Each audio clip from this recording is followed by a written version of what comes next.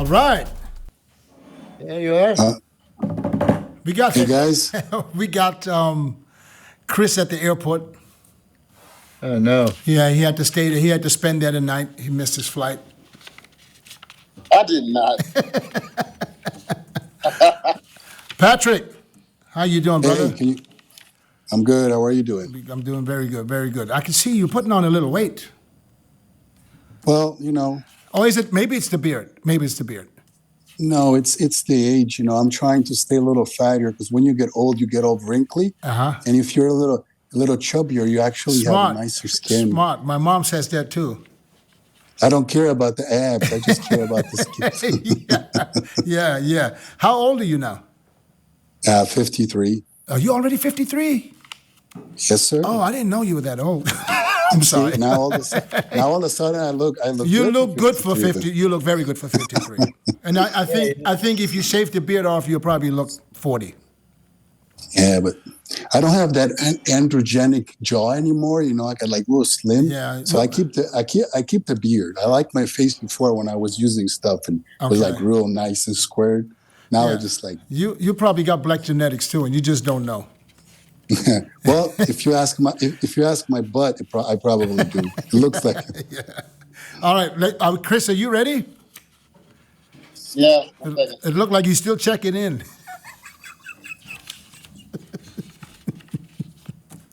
Milos, how you doing, brother? Good. I mean, it's interesting that Patrick said this androgenic look. You know, I said this, I point out like a Jay Cutler, like, look, man, I know when you're on and when you're off. You know what I mean? You know, when you're on, you have that little bit androgenic, you know, look that it is visible, right? Yeah. You can use it. But yeah, I remember at Olympia, Jesus Christ, this guy is coming up to me and looking me straight in the eyes, and he's like, you know, shit, okay. And there was Patrick. Like, I didn't really recognize you. Now I can recognize you, you know?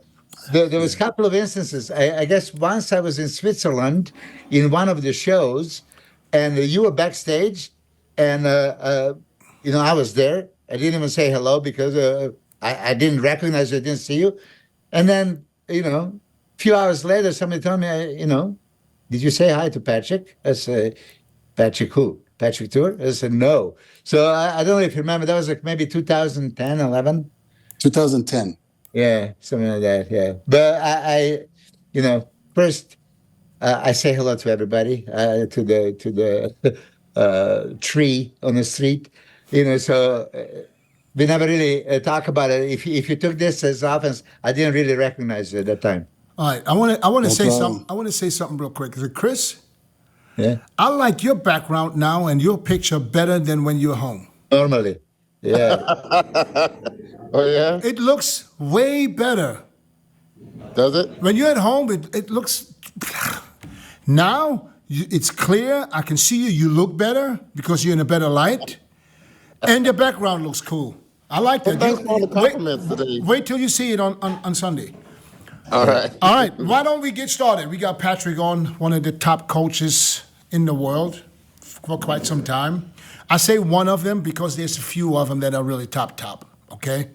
And when I say top coach, I mean I'm going into the area where I talk about HADI, Chris Aceto, Milos, Patrick. Who else would I add up the list of top? George Farah, and I'm sure Neil Hill. Yes, we got about 7, 8 top guys now.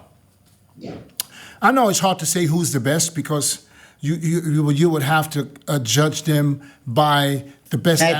You have to judge them by the titles, which is not fair because I believe that if Chris Bumstead, Hadi Chopin, or even Derek Lunsford would work with you, Pat, or Milos, they would probably just look the same and be also winning the same shows. So it's hard to say. I understand that there's different approaches to certain things, and the most important thing, and this is what I tell athletes when they ask me if I can help them to choose a coach, I said, a good coach is not someone who tells you what to do.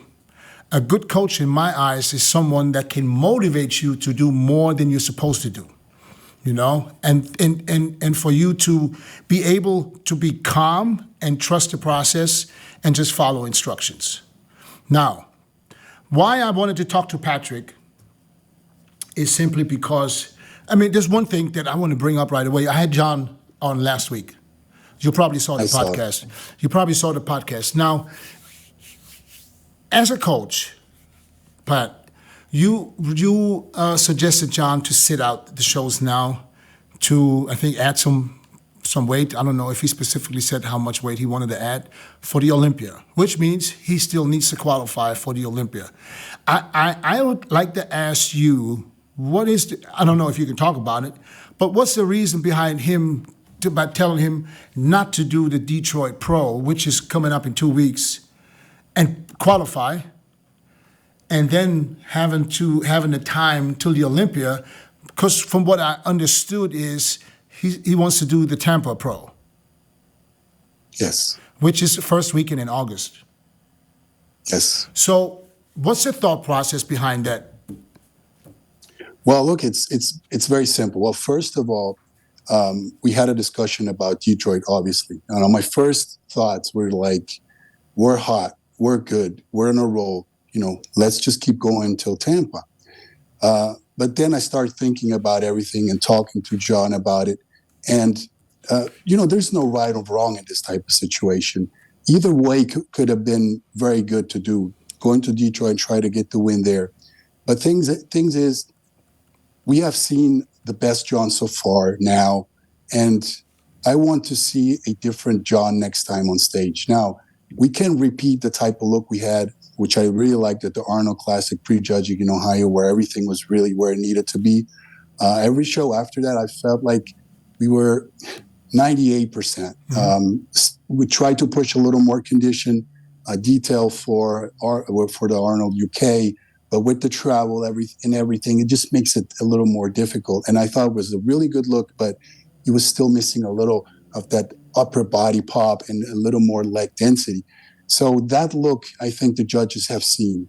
Judges' feedback is you need a little more mass, you need a little more fullness. And for that, we need 6 to 8 weeks of real good work, consistent training, and then stay in a very good body fat position where we can, you know, come down pretty easily to a show, not having to suffer as much as we had to do for, you know, in order to come in for these shows. And I think that timing for Tampa, August, September, we were thinking about the show in Milan too, I think is perfect. So the reasoning is very simple. I want judges to see a better John next time on stage. A changed John with 3-4 more pounds on his, on his frame, and we cannot do that for Detroit. For Detroit, we could try to replicate as good as possible the Arnold look, but still, then for the Olympia, you'd need to see something, different. And I want people to see a top 10 contender the next time he steps on stage, and for that, we need more time. I get that. I was just thinking, if he wants to compete in the beginning of August, he doesn't have that much time to put the size on. I mean, it is enough, but it's not that much. But then he still has to qualify. He still has to find a show that he can qualify. I mean, when I look at the lineup in Detroit, as of right now, John would walk away with that show easy. No, I don't think he would walk away. There's some good competitors, but again, yeah, you don't think he beat? Don't think he would win? Yes. You don't think he beat Justin Rodriguez? Yes, he could definitely win the show, but I don't want to do a mathematical reasoning, a position reasoning. I want to do a physique reasoning. I want to see John with an improved look on stage, whether he qualifies for the Olympia or not. I know with 2 good months of work, like he's improving almost daily now. He's already up to about 253, 254 pounds, still in very good body composition. He's training better now than he was in his off season or even coming in for the Arnold's. And we will have to do much less work, much less output for him to come in shape for that Tampa show, which was going to leave more in the tank. Automatically he's going to look different. So the reasoning is not about the placing, but is more about the look. That's what I care about. is just make sure he steps on stage. And if he's deserving of a top 10 spot at the Olympia, then I don't care who shows up in Tampa or whatever show. I know, but in order to get to the Olympia, you need to qualify. You need to win the show. Yeah. So let's say, for example, is there a plan B if, let's say, Andrew Jack or some other people show up in Tampa? It's going to be hard. Yeah. Then what? Then is there Italy show and the show in England. Yeah. Is Milos, is Reagan Grimes doing any of them shows? He is planning to, yeah. He's planning to do I can't really say which show because that's only to say it. But yeah. I need to know what is so fucking sick. Yeah. What is this? They want to hide. They want to hide, Dennis. It's like Mr. Olympia can't tell people what show he's doing. Hey, there is the 6 shows. There is the 6 shows in 6 consecutive weekends. 6. You know me. I would do all 6. Why is he not doing? Well, he should do Tampa. He should stop running to Europe and start competing in the country where he lives, and see to compare himself with the best. Well, you won Hungary, right? Yeah, so but that was a tour. That was different. All 3 of you I competed in Hungary. Milos, but you get it wrong now because I didn't go to Hungary because I needed to qualify for that was a tour. That was you wanted to hide. Yeah. You wanted to hide. You didn't think I'd make it. And listen. To rub it in. And yeah. And we all went to the shows knowing these guys are there. I wanted to get next to these guys. Yeah. I didn't try to go to Europe to be somewhat lesser competition. Am I mistaken? Patrick, did you do the Hungary Pro too? Yes, I was there with Dennis, yeah. So all 3 of you guys were on the stage. Remember, he told me that last time. I remember now. Yeah. Right. Let's talk. Let's talk about the Detroit Pro real quick, because I got some information here. I mean, Ford put this event on, and I think he's doing this because he wants to change. He helped to change the shows. He upped the prize money, so now the prize money for the Detroit Pro is for first prize $25,000 instead of 10. So it's 10. There's 10,000 extra from this. I think New Tech sponsor. I don't know whoever sponsors the Body Open, and then Hostile throws another 5. So it's 25 win, 10,000 second place, and so forth. And he just can't get some of the guys to commit to the show. What's happening, man? For real? There's just 2 Arnolds. People fly all the way to fucking England to compete, and there's a show in Detroit. And so far, he's got Justin confirmed, Martin Fitzwater confirmed, and supposedly Good Video confirmed, which I don't know because he needs a visa, And what happened to guys like Akeem, John De La Rosa? I thought Akeem said he was doing it. I don't think he has a verbal confirmed. No, I don't think. I think Akeem is going somewhere with his mom or something. I'm not sure, but he's not confirmed. It's sad, man. It's sad to see that you put this money out for a show, and then these guys are just. Well, listen. How many competitors? Arnold UK, there was 7 competitors, right? Arnold Brazil is also, I think, 7. Yeah. Patrick, what do you think? What's the problem nowadays? I can't really say because the way I think is, everybody tries to do the best for them, and I don't think people are just speculating on shows or who shows up at shows. You have to, you've gone through preps. And preps are hard, and sometimes your body takes a beating. You have to take that in consideration. You have to see how you feel, how you financially feel. There's many things to consider. Now, I can definitely see the point, but I don't think there's a reason for everyone the same. Everybody has their own personal things going on. Everybody has their own reasons in thinking, and some shows are going to be super stacked, and some other, unfortunately, are not going to be. Chris, what do you think? Patrick, I want to ask you this: Are you thinking that John couldn't have just stayed on his diet or stayed on a lower calorie diet, came in this show, got the win, and I'm sure he would have won, You're changing the And- subject, Chris. You just changed the whole subject. I know. Yeah, but I had this. You were talking the whole time. I had this. In I my know, head. but why don't you answer the question first, and then you I don't ask know the why. question? I can't put my finger on it with these guys. Okay. I don't know why. I mean, I didn't come from that type of cloth. I would have been in the shows, especially that money. I would have been counting that money where I was going to put it, where I was going to invest it, or whatever. Especially when there's that many people in there. It's like, and nowadays, with all these different shows, all these people competing, Dennis, so many people turning pro every year.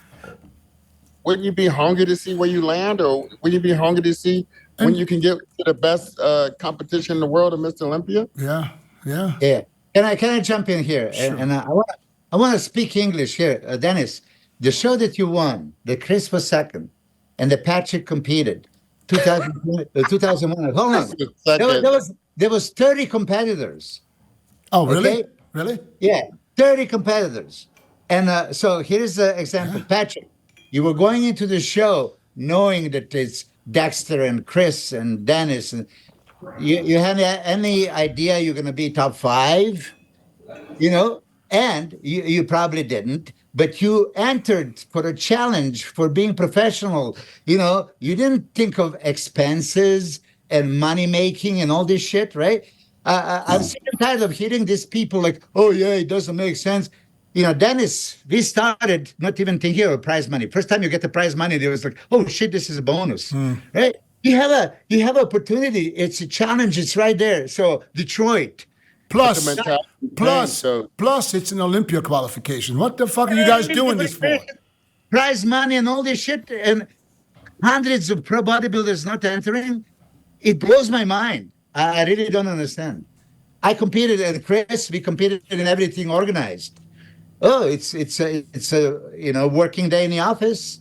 Oh, it's in Italy. Let's go to Italy. It's in Spain. Let's go there. You know? And also, I just feel like we just was very hungry to see where we stood and where we can prove ourselves to be. And, you know, it was all these opportunities out there. There's no way we was letting go like that. Yeah. I don't know. Less than 20 guys. It should be no less than 20 guys per show. And listen, and it might very well still going to end up being 20. I'm not sure. I'm just talking of what I know now. And I mean, there's a few guys that we didn't hear of before, and but those are the 3 guys that probably stand out now. You know, and I feel bad for Fuad because I know how much a show costs. That shit's not cheap, especially when you do it the right way. And I know for a fact that he's doing this one with the black background. You know, like in the old days. He's putting the black curtains there. You know, for prejudging and everything. So he's put a lot of time and money in it. And I was gonna say, is there a way to turn John around and get him going into the show, Patrick? It's probably too late now. And anyways, No. so good thing. You know, I just feel bad for him because it costs money. And then you know he's got an expo. You know, it's a 1-day deal. He's got an amateur event. Thank God. Because, you know, at least, you know, some of the amateurs will, because the pro event is going to only cost money. There's no money to be made in pro shows unless you do it at the Olympia or the Arnold or whatever. And he has an expo from 9 to 5. And he has a meet and greet. He does meet and greet now with people, you know, like Samson, Hunter is going to be there, Seth Feroci, Ian Valliere is going to be there, Mike Van Vick, and this Mike Israel. I'm sorry if I'm messing the name up. Those guys are going to be at the meet and greet. It's just sad to see, and I hope that after, like guys like Tony Burton, I mean, you're coming back from Brazil. You're in shape from a week before. That's the show where you need to jump in. Well, but then Fuad needs to call him and say, "I'll pay." I'm sure he contacted them or is contacting them. I'm sure. But hey, if expenses are paid, then there is zero excuse not to do it. Yeah, I mean, I don't think there's an excuse anyways. You know, if you want to make Antonio will be ready to go right now. Huh? Antonio should be ready to go right now for that show. He's doing Brazil. Yeah, I hope it could be still a late entry. You know, but sometimes it would be nice for some of these guys to confirm verbally at least early, so they can use you to promote this show. You know what I'm saying? To help maybe possibly sell some more tickets. You know, it would help out too. You know, when you look at, did you see the stacked lineup at the Pittsburgh Pro though? Huh? What do you mean, Yeah. Pittsburgh? The stacked guest posing lineup? That's what No, tell us. Everybody. I mean, we got Ramy, Hunter Labrada, Samson Dowder, Big Ramy, Derek Lunsford, Nick Walker, Andrew Jack, Chris Bumstead is making an appearance, and there's some more that are not on the poster. So, guys, if you're in the Pittsburgh area, what day? What's the exact day? Shit. May 11th. May 11th? Shit, you want to go check out the Pittsburgh Pro because So Chris Bumstead gonna go on a stage with the pros? no, but he's not guest posing. He's just there doing an appearance. So if you're in that area and you want to see the best of the best, go at it in Pittsburgh, which is like pretty much a pretty pre-Olympia. That's where you want to be. Fly in, drive in, everybody's going. But don't forget, guys, before that, go to fucking Detroit. Get on that stage, man. We got to, I mean, it's been going backwards the last couple of years when it comes to shows. We have more shows now, but it's going to be, it's literally less competitors every year. There's a problem. There's a problem. It's got to get fixed. People complain about prize money. Prize money's up. Nobody's showing.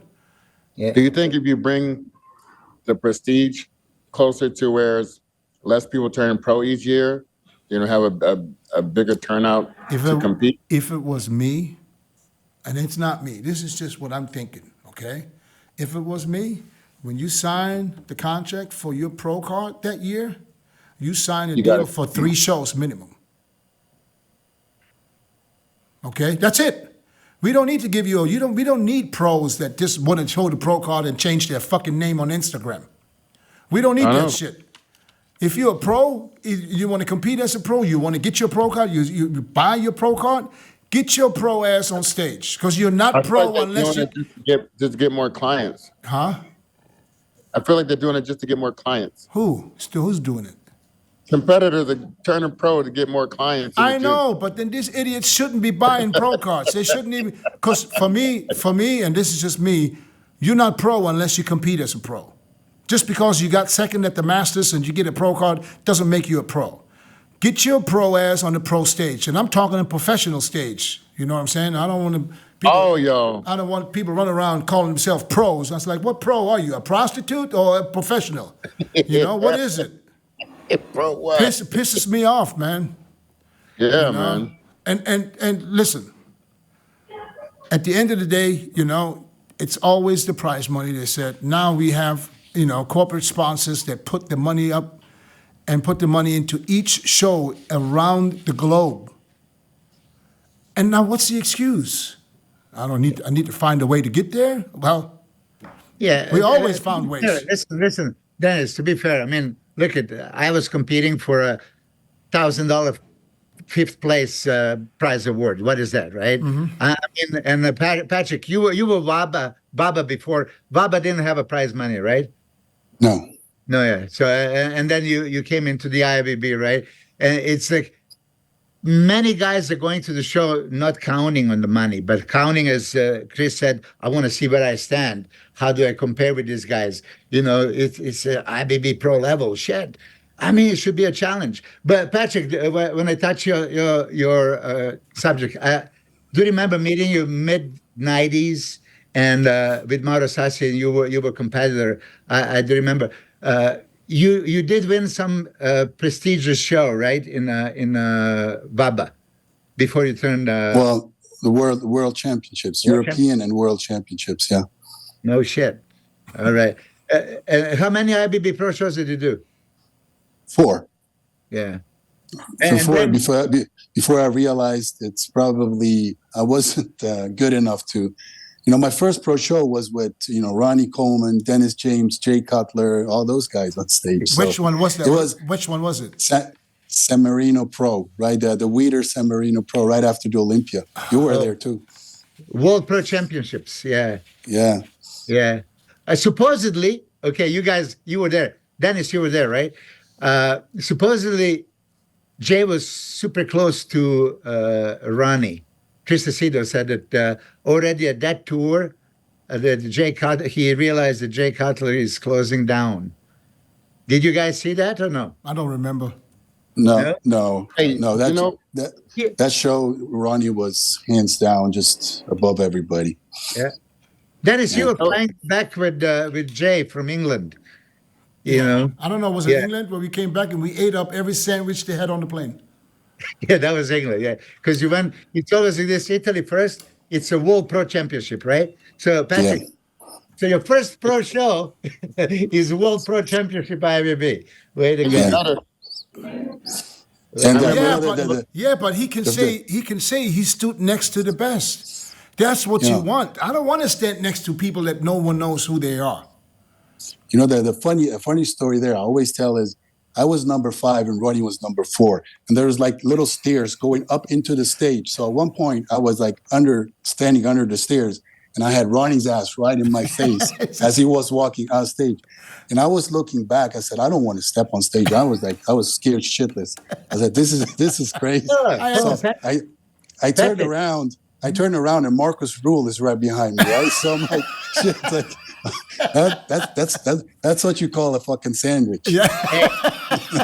But do you have a picture of a sandwich from the stage? Do you have a picture next to Ronnie and Marcus? Dude, I don't even have pictures of that. It's so sad. Yeah. There was no phones taking pictures, and Jesus Christ. Cameras. Hey, Patrick, you know what the highlight was for me at the Olympia last year?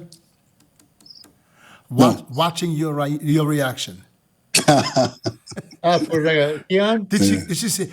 I didn't even know he could jump that high. I didn't either. That was awesome. I hope Kylie can find that somewhere to put it in the podcast, because your reaction, your whole demeanor the whole time he was on stage was something different, you know? So now you've been working with KEONE for 2 years. Is it 2 years now? Yeah, 2.5 years almost. So the first year, it didn't quite go as planned, but you probably realized I'm onto something here. I'm about to figure this guy out. Now, last year, he was the best he's ever been. And I have a feeling that we will see a different KEONE this year. Most definitely. Yeah. Most definitely. So was it hard for you to figure his body out? Because supposedly I think everybody else had issues. Well, I can't say KEONE is an easy athlete to figure out. Not at all. He's very sensitive. The minor changes do a lot of his physique. So you have to be very careful with what you do. Coming down, his body just doesn't want to burn fat very easily. He puts on weight very easily, but that coming down is extremely difficult. So it's always a balancing act between trying to get lean but maintaining as much muscularity as possible. Mm-hmm. Even with the drugs, everything, you just can't overdo things with his physique. You have to be just as much as necessary. And that's where, if he stays in that zone, he just gets better. Yeah. But I feel like where KEONE really has made a difference is how serious he's about his approach. Before he didn't really believe in his physique, because, he's been 14th at the Olympia. He wasn't able to participate the year before. So, doubts start to come in an athlete's mind. It's like, am I really as good as I'm supposed to be, or can I be that good? And I think step by step, we took it progressively. And I told KEONE when we started, I said, this is not going to be a one-show project. You're going to have to grow into everything, grow into the prep, grow into being a professional, grow into, learning what things to look for during a prep, how to feel. And every since we started, things have just gone better and better. Now at the off season, first time we really approach an off season where he is just as focused as in a pre-contest, where we really pay attention to his body fat levels, making sure he doesn't go over, what is needed. KEONE could be 250, 260 off season, no problem. But we're keeping him in a place where we know he's putting on muscle and nothing extra. Those things for an athlete are not easy, but he understands them now. He knows what he needs to do to make a difference. And that's, being aware of who you need to be in order to be the best. That's the most difficult job an athlete has to do and go through. That's what I meant. That's what I meant when I said, a coach is, has to be able to motivate an athlete. I mean, to win the Olympia helps with the motivation too, because, don't nobody want to win and then lose the title. So I think he's doing everything and probably a little bit more than you tell him to do. And I hear from a couple of people that you are very strict with your approach in off season. Is that correct?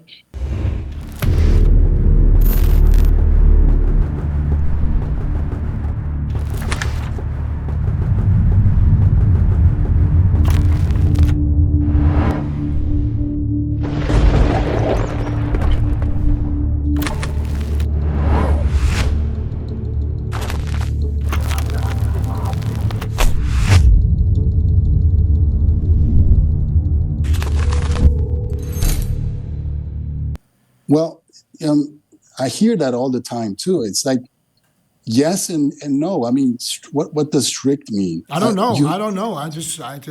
It's look.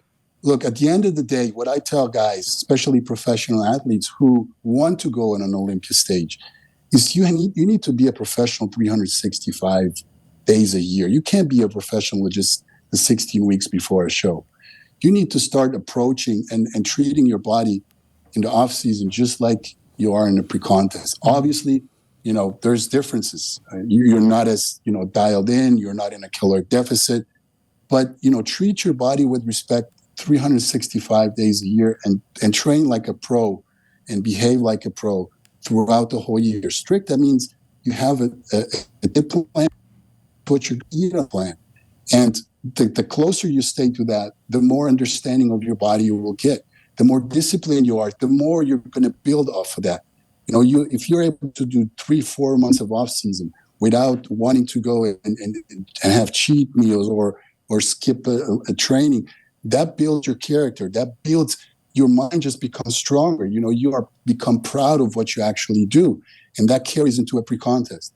A bodybuilding career is very short. How many years can you be on top of your game, make money, and be, successful professional? 10 years, some guys 15 years. That's a very short period of time over your lifespan. And I tell guys, take advantage of that. You're already putting your body through a lot of stuff that is not good for you. Make sure that every day counts. Every day is 100%. And that goes with nutrition, that goes with training, that goes with what you do with the drugs. Become a professional and be one all the time, every day, every meal. And that's where you're going to make a difference. Mm-hmm. Chris, I was gonna question back with John. I mean, did you feel you had the fullness and the size leading into the contest for him, and did his body go beyond where you wanted it to, or do you what makes you think you can build now until and before the Olympia do a show and then have the look that you're looking for? Well, first of all, because after these 16, 20 weeks of diet, your body is much more receptive. If you're very methodical about your approach and you do train seriously and eat seriously, that 2-3 months after a competition, you can really, compensate. And that's where your body is very anabolic and you can put on more size than sometimes in the off season. You see it after 2-3 months post a competition. You've been eating a lot of food, your body desensitizes and you're not as receptive anymore. So I think we can put on those 3-4 pounds he needs, that fullness. And like I was telling James, it's also a matter of staying in a good condition, good body fat for him, which is going to make the prep for our next show much easier. We don't have to do as much cardio. We don't have to cut the calories as much, which is going to leave more meat on your bones. So throughout this process, I can tell you right now, he's definitely going to be at least 3 to 5 pounds heavier, on that show in Tampa. He's going to be fuller and it's going to make a prep much easier. And the look is going to be different. Sounds very, very, huh? You guys seen KEONE posing? Yeah, I saw that. Yeah. Milos, you post everything, so we see it, of course. Of course. Milos don't post no original content. Milos steals from everybody. It's my camera. What do you mean? Oh, is it your footage? My footage. You do steal. I convinced him. He does steal, right? He does steal. Wait till they knock down his door for some infringement rights. I repost interesting things, but listen, KEONE is impressive. And Steve was impressed, So anyway. Let's talk about something else. let's just about KEONE. Is KEONE going to do the open class next year? Look, I think that door is open. That's definitely something we are thinking about. It all depends how well he's going to look on a muscular side when he steps, on the Olympia. Just going to the open to be good and, to be in that first call out and to mix it up doesn't make a sense for a 212 Olympia. So I want to see KEONE, what he looks like with, a couple more pounds this Olympia, a little more polished, because you guys, you have to think KEONE can still improve on his muscle separation, on his muscle maturity. His body fat levels were extremely low. That was good. But you can see he's still, his look is still young. He's still not mature. And that's going to come with time. It's actually coming. This off season, you can already see he looks much denser and mature compared to last off season. So that's a process. And once we see that he carries enough size and he truly has that condition where we can make a difference with, if it's next year and if it's 2 years, I don't know. But it all really depends. You have to stay objective about it.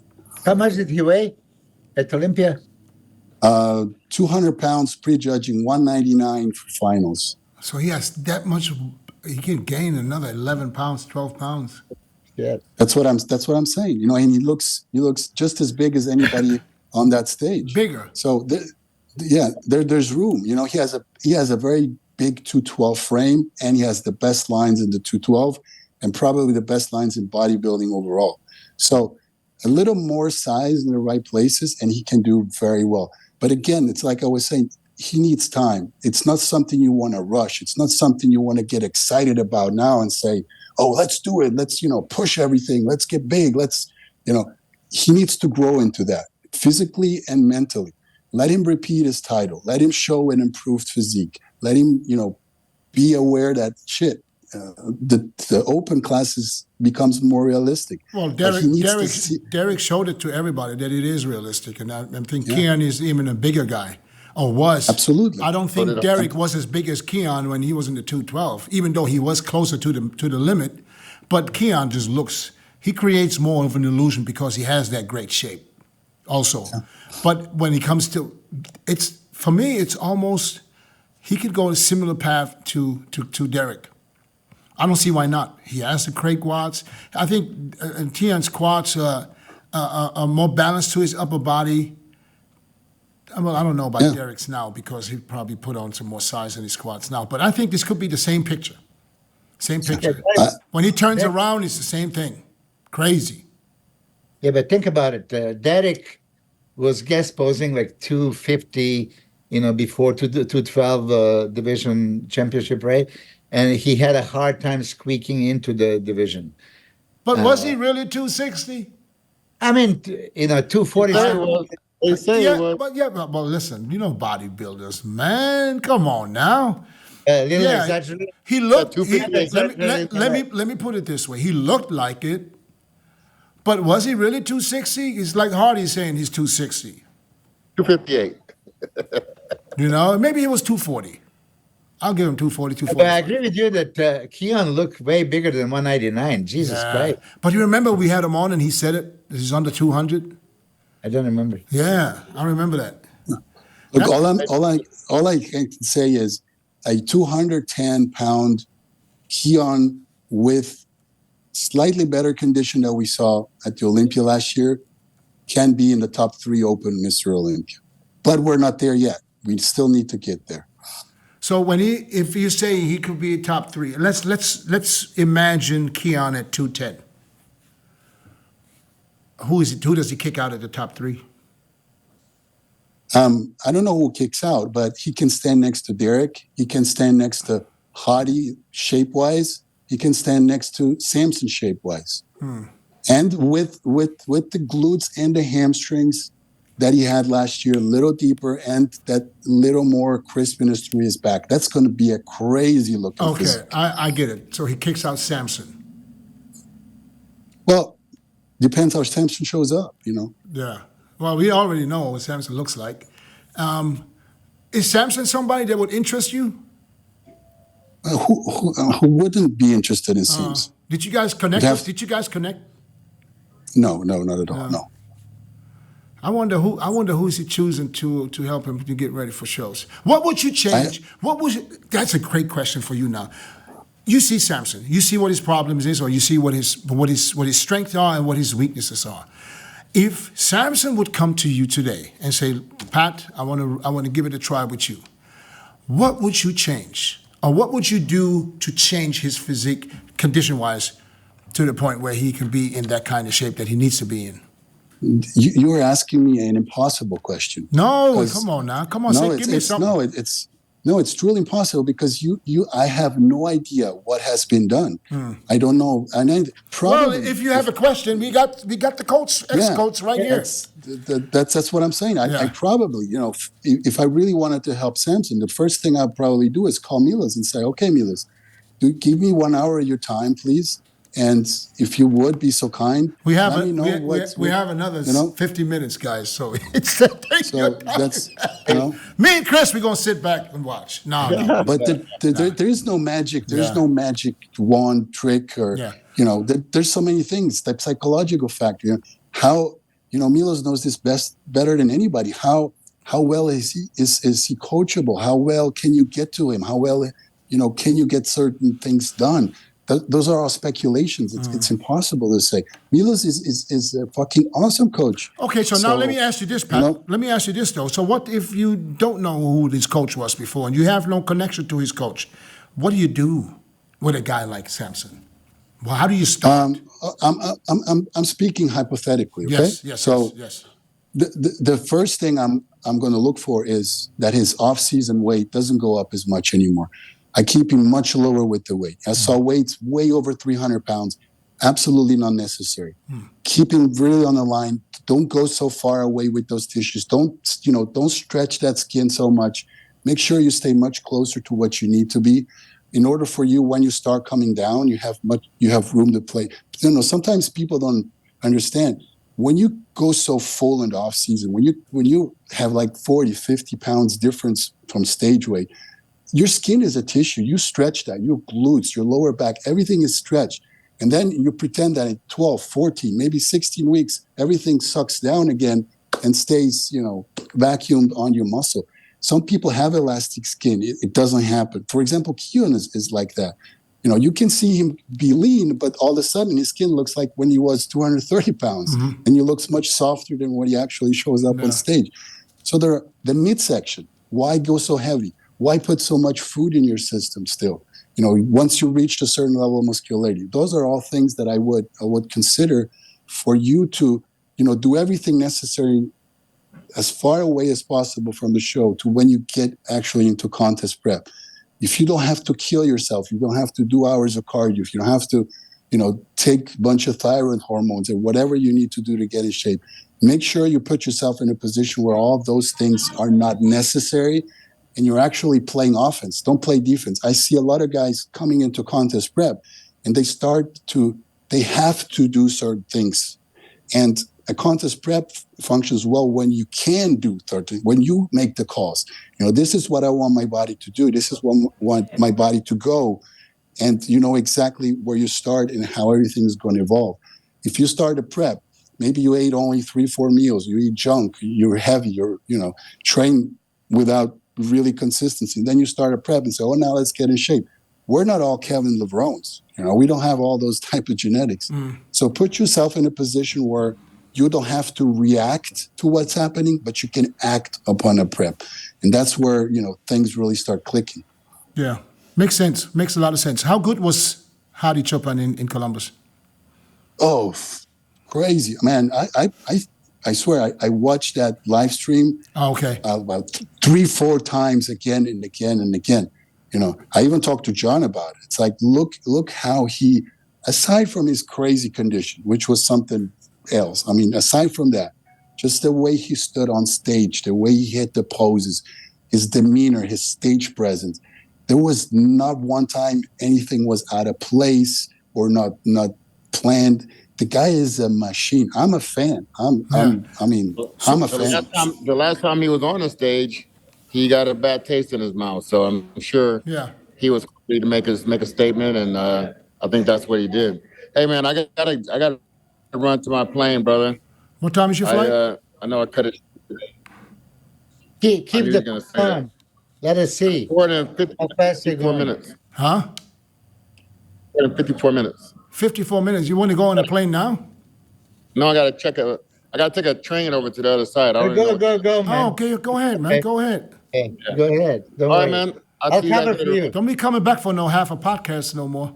Who changed the date on me in the last second? Who had the audible? Who had the audible? Listen. All right, then. My bad. My bad. All right. Later, All guys. right. Get home safe.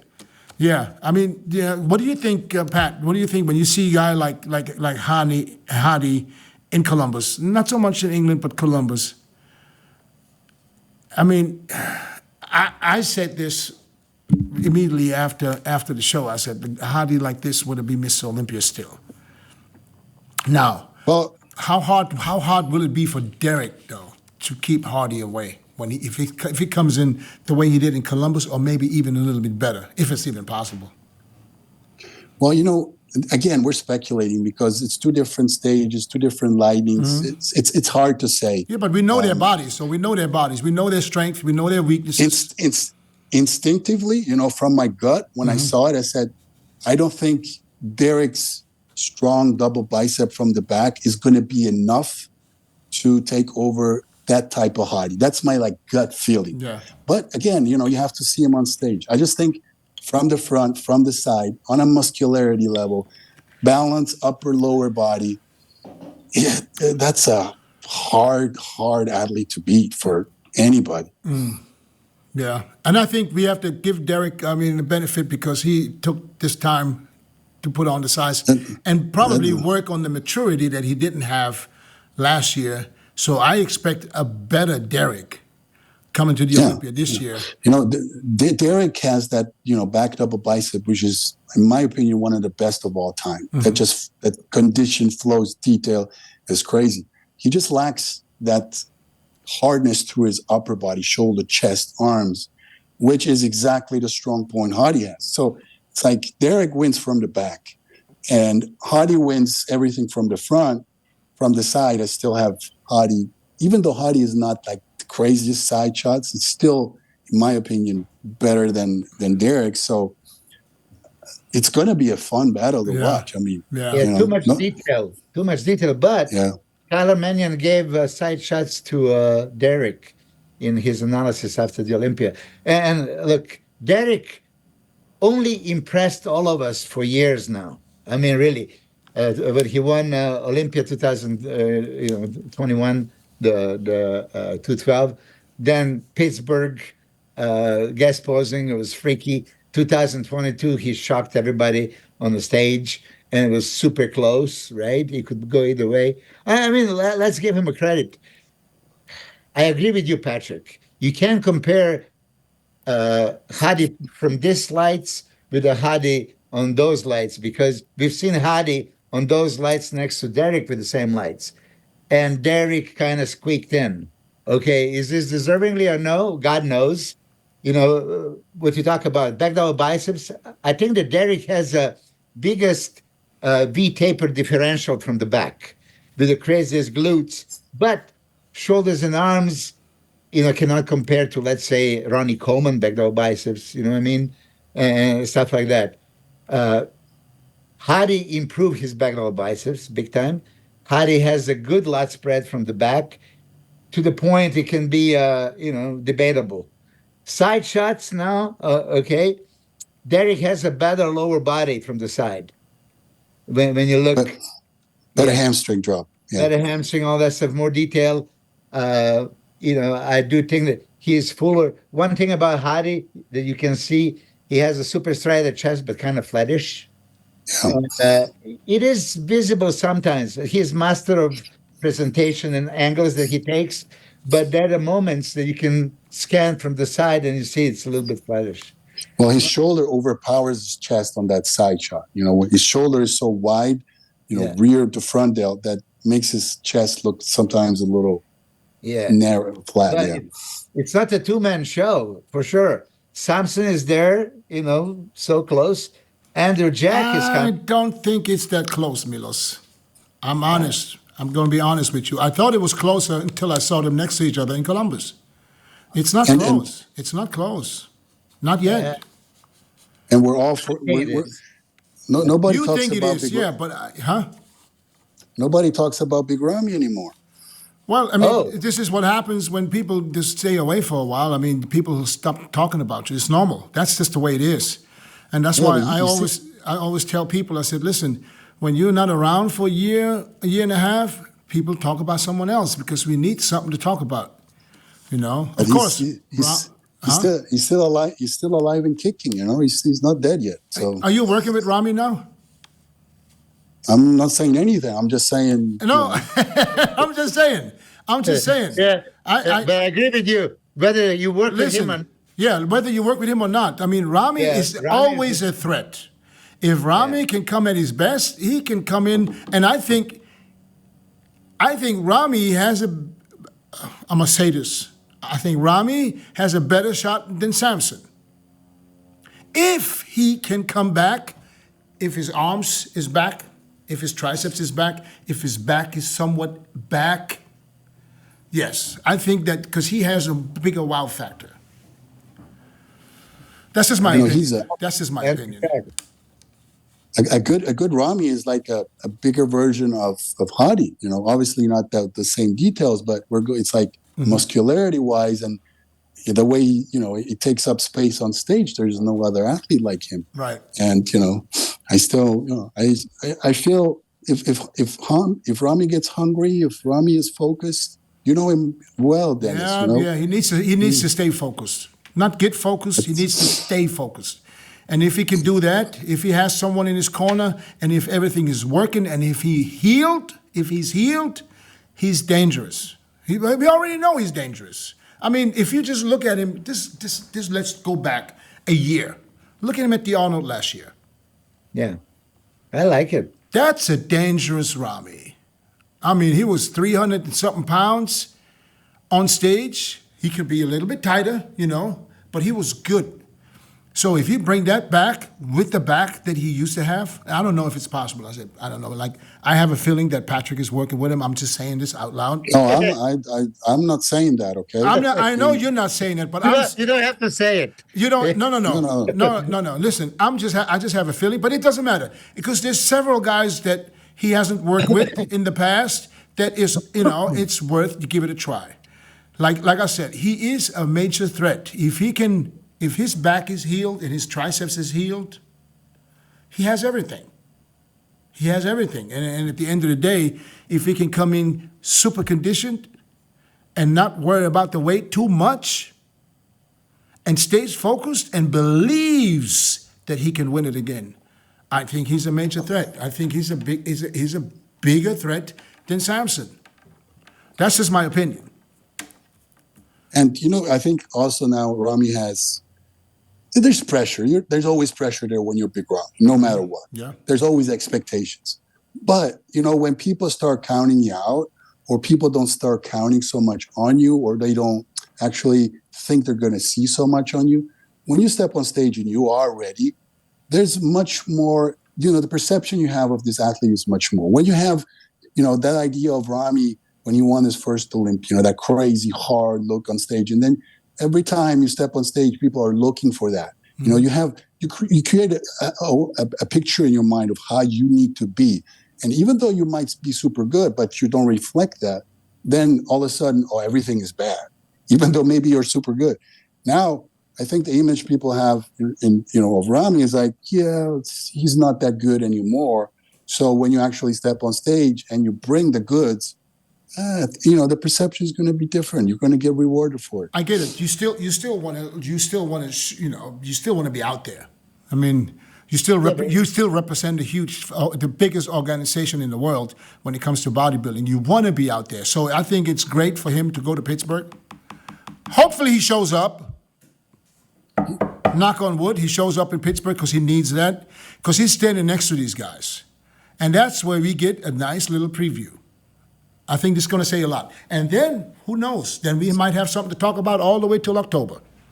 Yeah, listen, he took advice from Steve Weinberger, right? Steve told him to take a time off. After the Arnold Classic, I think we were all, kind of trying to encourage him to do the Olympia because he looked so good. But Steve said, you need some time, take it off. He took it off, and now hopefully he comes back to Pittsburgh. He's qualified for Olympia for life, so he can enter anytime. Okay, well, yeah. Patrick, I hope you're working with him and that he's coming back with a vengeance. Yeah, he's still... Let's not put any rumors out there. I don't want to be on every YouTube outlet there. No, I'm not confirming anything. Not confirming is not denying. So you were quick to deny Samson.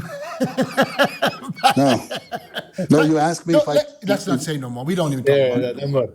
Don't worry about it. Listen, I'm just a bodybuilding fan, and even though I like that old school classic look. It's just like my favorite, But I still like muscle. And as a fan, Big Ramy, when he steps on stage, I get excited. I get goosebumps. And so I just want to see him back on stage where he deserves to be. I want to see him back on stage, but I want to see him at his best.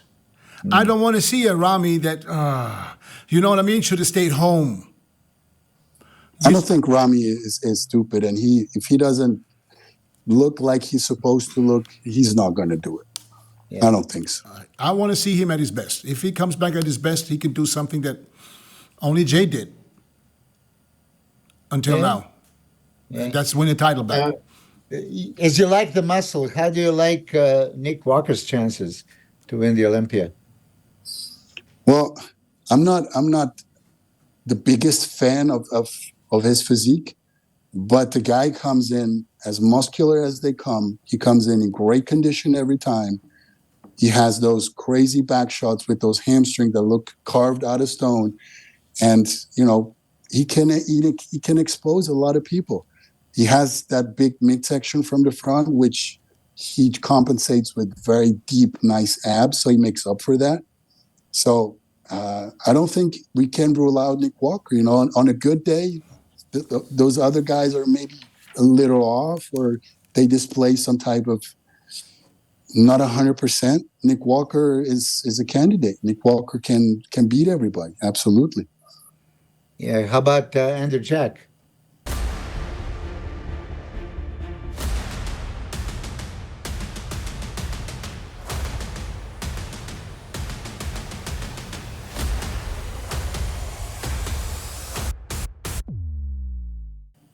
Now I'm a fan of that guy's physique. I love that physique.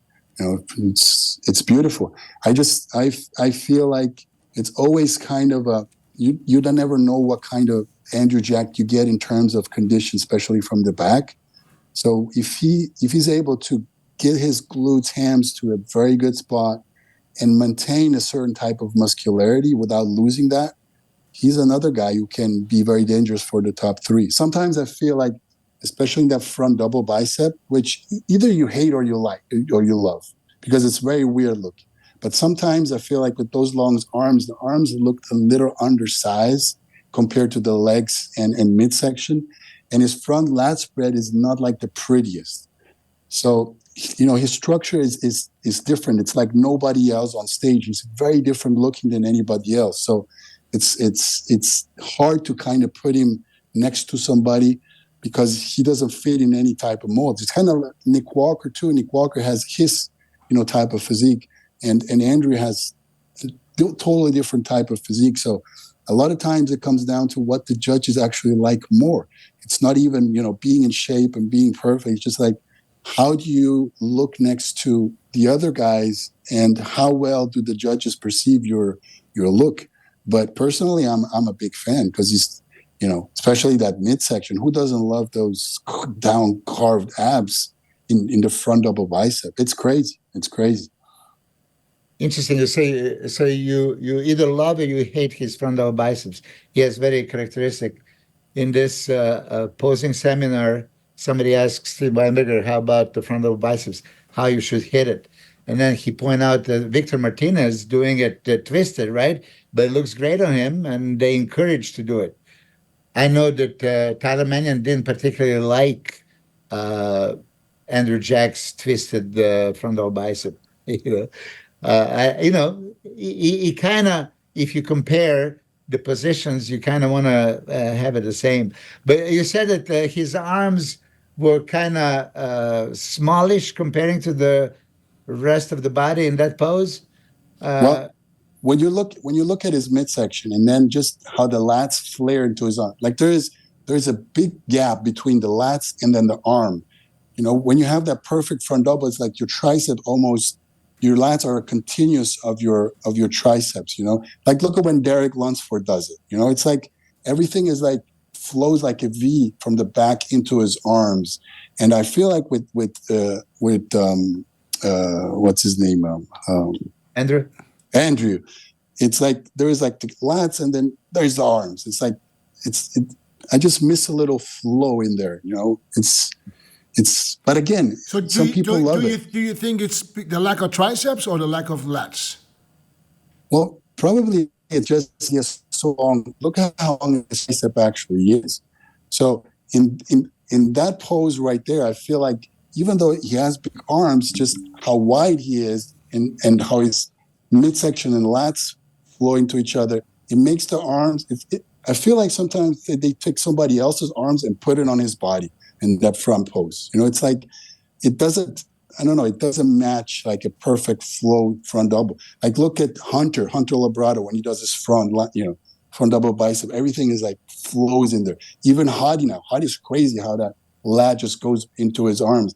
And with Andrew, I just feel like there's like a hole in between the lats and the arms. That's the only thing that distracts me a little bit. And again, his front lat spread he has a hard time feeling and hitting his front lat spread correctly, I feel, where he's so wide, but then when he does the front lat, I miss that flow again, and his arms look a little strange in that front lat spread.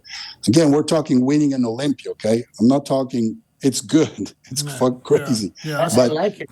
But when you stand next to guys who are almost perfect in those poses, it exposes you. Patrick, who do you see as a potential danger that nobody's talking about at Olympia this year? Oh, that's a good question. Who a potential like winner or top? There's going to be a top contender, top six. I mean, when I say top six, listen, anybody in top six can be number one and number six. It's that close. Look, on the top of my head, one of my favorite physiques is RAFAEL BRANDAO.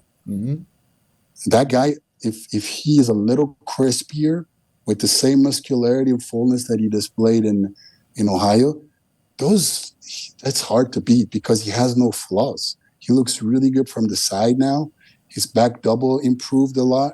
I think he can still tweak his posing a little bit on that back double. It's still not perfect, but that guy is just perfect. Yeah, but you think that's enough size? Because when we talked, Dennis and I with Tyler, he praised Brandao and said, no weak mandatories, everything is there, but still undersized, still.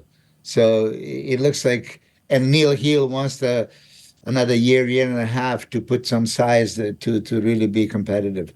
But I agree with you, wonderful physique. And how much do you really need to weigh? I mean, he's like, what, 260-ish? And 5'11", that should be more than enough. No, I think yes, he can definitely carry a little more size because he's so tall. He's like 6 feet tall. But at the end of the day, is it enough? Probably not. But there's more to a every show has its story. The way you come out, the way you present yourself, the way you are able to impress the judges in the first few poses, the way they perceive you.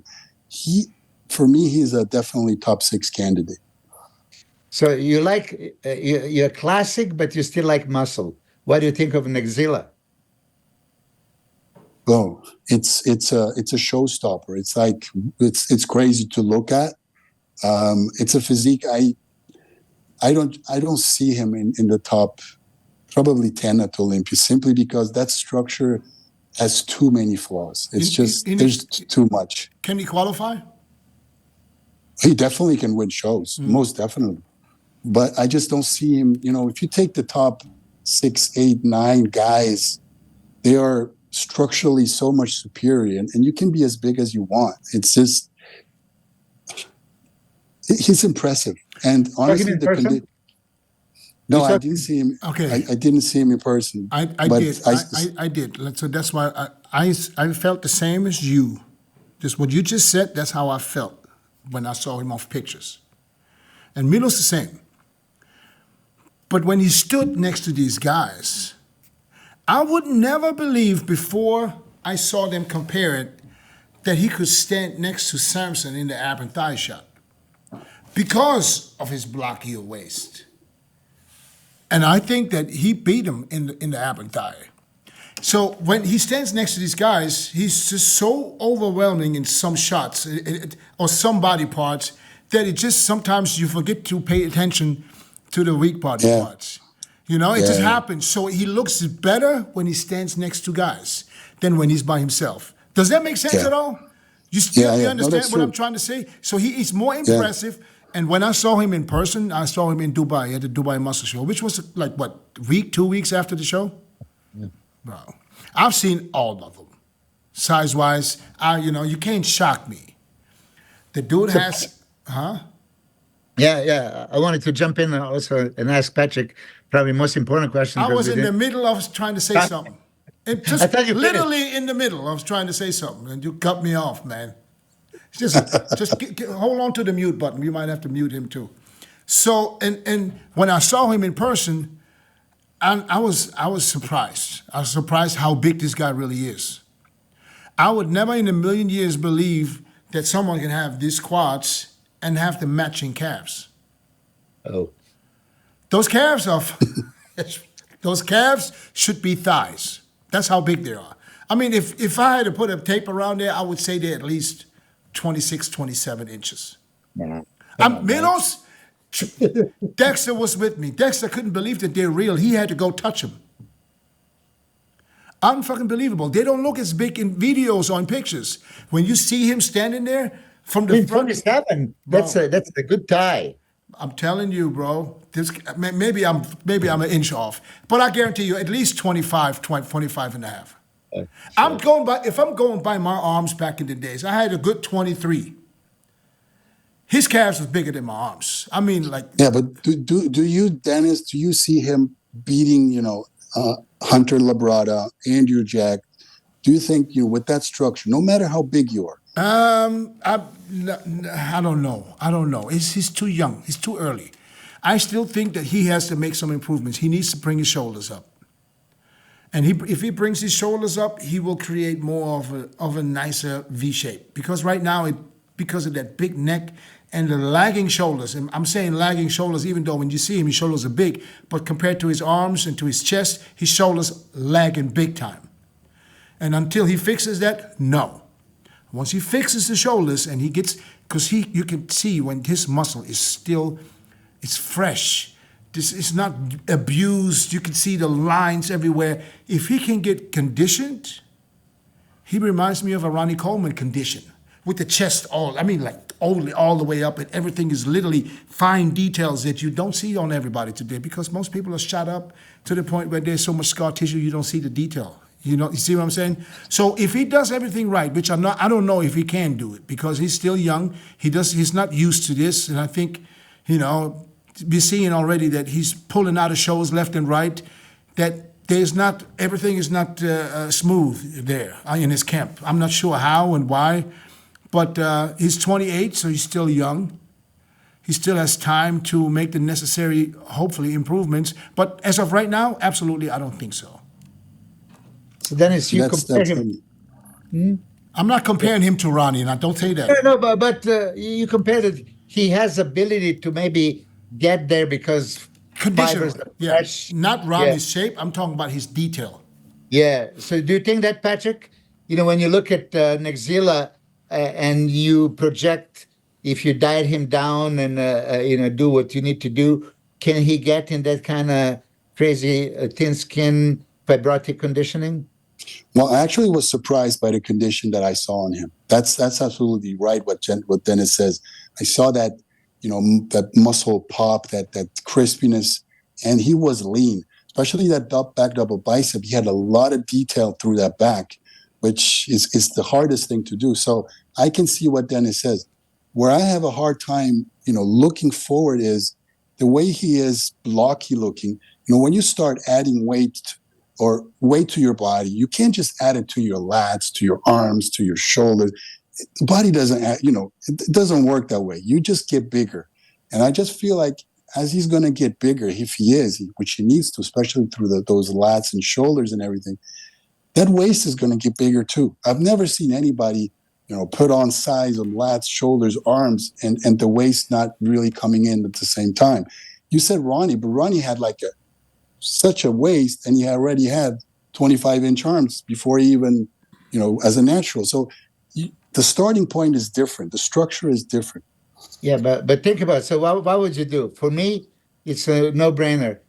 Thick legs, okay, and you don't want to build up the waist. So you can put him on a bend over rows. You can put him on a deadlifts, but you can do a lot of pull-ups kind of thing, and pull downs and stretch, widen, pull over, pop the lats out, save the waist. He obviously legs are way too big. What I was saying to Chris when he was praising him how he can go really far, he just have to become Hadi Chopin of presentation.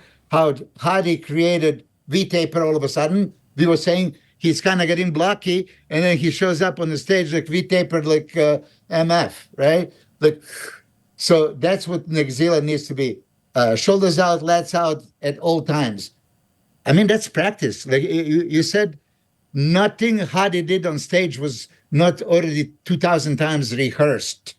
Even trophy presentation, look at him, when he lifts, legs are in, abs are in, everything is goddamn perfect. That's what NECKZILLA needs. I think he's a much bigger threat that maybe people consider. If you don't see him top 10, I mean, with this much size and that quality that he can get, if he creates illusion, he is contender. I was looking forward to him to stand next to Nick Walker, but it's not going to happen. I think a big factor is going to be how much actually food and drugs does he need to grow. If he's somebody who can actually grow on not too much food and not too many drugs, I can see that midsection and everything staying.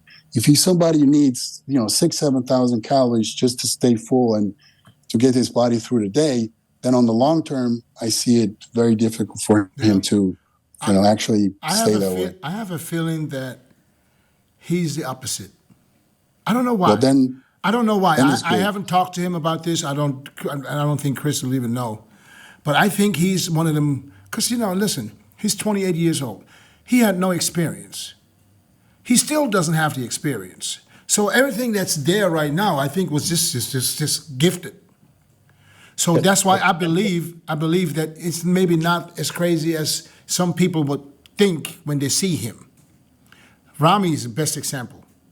Ramy, when people see Ramy, they throw everything at him. Like, yeah, he's like, if I would use like he uses, I would be just as big. That's a bunch of bullshit.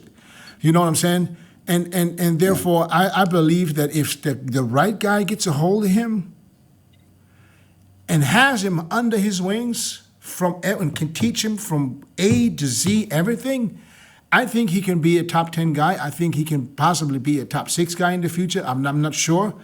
But he will definitely be one of the showstoppers at any event he goes. I don't care if it's an expo, it doesn't matter. People would want to see him, like on top of the list. I agree with you. I would pay a ticket to watch that guy pose, and absolutely. My thing is just how well can you place against well-structured guys, there in front. That's where it becomes difficult. Size-wise, condition-wise, I'm 100% he can be there. It's just when you talk Olympia, when you talk top 6, you've got to be something perfect structural-wise, because that's the Olympia. The Olympia needs to set a standard in what judges want to see. All shows are judged, based on most of the time what happens there, what direction is the pro league, the judges, Steve, Tyler, what they want. They give a signal out to Olympia. And if you take somebody like NECKZILLA and you put him in the top 3, 4 guys and say, okay, we're good with this. I love it. I watch it. I paid it. Yeah, but it's fine. It's sending you the wrong picture. What message are you sending to all the other guys? We had that with Ronnie, where everybody started going crazy, and you lived that era. It's like, okay, what do I need to do to look like that? Yeah, it's like I don't know. It's true. Yeah. The question was I was going to ask Dennis when I interrupted you. Sorry, I thought you finished. For Patrick was. I met you in '96, and I know you competed. When did you turn coach, and how did this come about? I mean, you were a competitor, turning coach. No, I think he was coaching at that time already. Already? Yeah. I coached my training partner when I was doing my first show. I was coaching my training partner who did the show, and he won the Swiss championships, and I won the novice class. So that's something I've always done. Always coached athletes. You just slowly, Switzerland, and then Northern Italy, a little bit of Germany, a little bit of France, and just keep going and going. He's fluent in 3 languages, right? Italy. 4. What's your 4th language? Italian, German, French, and English. Oh, you speak French too? I didn't know that. Yeah. I mean fluent, Milos, fluent. Like fluent. Like it's not like you learn another language and like Chris is saying like Chris saying he can communicate. Yeah. No, he's fluent. And it's always been, and you can tell. You can tell when you talk to someone, doesn't matter what language it is, if there's there's some smartness there somewhere. He's a bodybuilding fan, number 1. I watched him since I was in the sport. Since I see Patrick, I know about Patrick. It takes some time. He has a lot of experience, and I tell people today, I said he has a lot of experience. I will choose a coach with experience over results, because results. Listen, there's people, anybody can coach them. It doesn't matter who it is, But experience is what takes an athlete. I want to say express, but the fastest way to get there with an experienced coach, and he's been doing a great job. He's doing it. There's no. You don't hear a lot of negative stuff coming out of his corners, So, and I appreciate that. I think you made a huge name for yourself. It shows by the athletes that contact you. That's basically for you this is the result of your hard work all these years, and Milos the same with you. These guys contact you for a reason. They don't contact you because they want to know how much you cost. They contact you because they want to know if you can take them on. Yeah. You see what I'm saying? The only difference between me and Patrick, there's a lot of negativity going over me. well, I don't know. Yeah, I don't know if it's negative because, when somebody, you got to see who's saying the things. Yeah. Just because somebody online with a name Quasimodo doesn't mean this holds any water. Yeah. But Milos, that comes with the territory. It's happened to me in the past where maybe an athlete isn't supposed or didn't show up the way he's supposed to. That happens. It's always our fault, and I take the fault for it but people don't know with the background. People don't know everything that goes on. People don't know what went through the prep. People don't know, but they don't care. And judges don't care when you step on stage. At the end of the day, it only matters what you show on stage. And, as much as we are praised for what we do, I think it's right we are also blamed for what we do.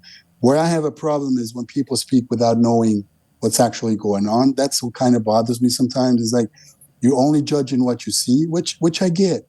But sometimes there's a reason why somebody, I prep somebody for 7 shows. We win 4 shows. We get top 10 placing at Olympia. Then you do 1 show where you don't show up at your best. And then you don't look like shit. You're just not your best. And all of a sudden, everything is bad. You don't know what you're fucking talking about. That sounds so familiar. Yeah, see, but you know what I'm saying. But what bothers me is when, and it doesn't anymore as much, is when people judge without the intrinsic knowledge of, were you there the last, 2 weeks, 48 hours? Have you know what's going on? And I'm not the guy who's going to go out there on YouTube and podcasts and say, no, this and this. I don't give a shit. That's your opinion. Your opinion is based on not on facts. Then say whatever you want. But then you create this general perception of a coach maybe who's not. And it happens to Milos now. It's like only Milos knows what's going on. And this is not the last time. This is not the last time this happens. This can happen anytime. Yeah. Doesn't matter. You can win every show for 5 years, and all of a sudden you lose one or maybe two, and then it changes. You move it somewhere else. And why? Who knows? At the end of the day, it doesn't really matter. You guys are established. Can nobody take that away from any of you two? And there's a few others. I don't care what nobody says. I know both of you. Yeah, I'm going to say because it's an interesting thing anyway, Dennis. Mauro Sassi introduced me to Patrick. I think it was 96 or 97. It doesn't matter. 98 Fiera del Fin in Rimini at the expo. Yeah, there was a little bit, and Patrick is a tick dance fucking. I don't remember him like this. I don't know why. No? I don't remember that. No, I don't. I couldn't even remember that he was on stage with me. Well, because you were focusing too much on Dexter and Chris. No, I wasn't focused on Dexter at all. I beat Dexter the week before. I'll focus on Chris because he's the one ahead of me. I just do know that Mauro asked me, can I talk to Patrick a little bit about, certain things that I do, right? So, of course, I did. And then I do remember, Patrick doing this one show and how we planned Monday, Tuesday, Wednesday, Thursday, Friday. On Wednesday, Patrick wanted to quit. You remember that? He looked super bad like on Wednesday. And then Thursday, you look better. And then Friday, you look fucking spot on. You don't remember? Because I coached you for that show. And no, you must be mistaken with somebody else. No, guarantee, Patrick, it was you. Okay, who's older? Milos is older, right? I'm 60. I think, Patrick, would you remember that? Are you usually someone who forgets? No, not really, no. Huh. I know I am. I remember me coaching you for the show. No, we had, back in the day, we had, several discussions. We had to write letters, remember? Yeah. Write letters, and I remember sending you what I was doing through a letter, and you answered me, oh, this is one of the best plans I've seen. Keep doing this. And then we talked about, before the show, you explained to me the aldactone protocol. Remember? It's like depleting Saturday, Sunday, Monday, Tuesday, and then the aldactone protocol from Wednesday evening, because you told me that's what Dorian was doing at a time. You remember? Yeah, so Friday, 150. Yeah, and then carb up after Wednesday, Thursday, and Friday, and then cut the water slowly, from 6.3 to 1 liter, and we took out the salt Thursday and Friday, and carved up with like crazy amount of carbs, like 1,500 grams of carbs the last 2 days. With insulin? Yeah. Yeah. Yes, with insulin. Yes. Yeah, I was about to say you don't want to eat that kind of carbs, No, but I just remember that you like whichever day you wanted to quit, you didn't want to even show up on the stage, and then by the time the protocol was over, you were super happy, and it was not writing at the time, even though we had emails, gazillion emails. Yeah, I didn't have an email back then. I didn't even have a computer. I wrote. Milos, maybe he was someone else. Listen, me and you, we just had that conversation yesterday. That we're both at a point sometimes where we could swear 100%. I remember it exactly, and then later on, I proved myself wrong. Yeah, we just talked about this yesterday. That sometimes this happens. Yeah. So maybe this is maybe it's one of these moments. It was a different thing. There was something with my wife that it doesn't matter. It's just about forgetting things, or or thinking it's this person when it was a different person. It happens to me all the time. So it doesn't matter. At the end of the day, you guys are both still here. You guys are both great. I appreciate you, Patrick, for making the time. Milos, of course, I appreciate you. Chris is gone. He's probably on his flight right now, because that wraps up our podcast for today. I would love to bring you back maybe before the Olympia so we can do some predictions with you, Pat. especially if you have two top guys in the Olympia. That's maybe even more. Who knows? That's I think that will be very interesting to get your take on what's happening this year. If we see another upset at the Olympia, is that what you're expecting? Well, I'm not going to expect an upset in the 212. That I can tell you now.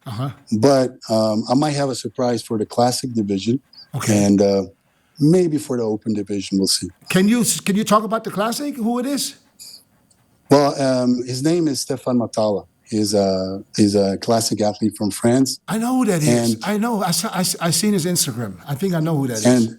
And if you're talking about genetics, predisposition for this sport, that is absolutely one of the craziest things I've ever seen in my life. Awesome. It's mind blowing. Awesome. We're looking forward to it. Thank you again, man. I appreciate you. God bless you all. Stay safe. Peace out. Thank you, James. Thank you, Patrick. It's Dennis. Bye, It's Dennis. My name is Dennis. Bye, Dennis. Bye, Niels. All right. Take care. All right. Bye-bye.